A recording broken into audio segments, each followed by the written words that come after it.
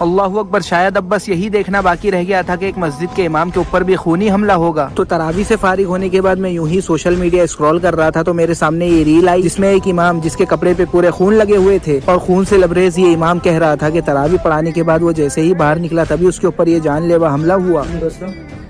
ابھی تراویح چل رہی تھی، اب تراویح کے بعد ایک آدمی نے میرے اوپر حملہ کر دیا ہے۔ دیکھو 12 سال میں نے امامت کی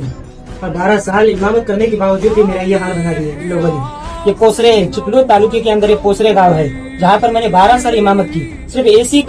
سی کی وجہ سے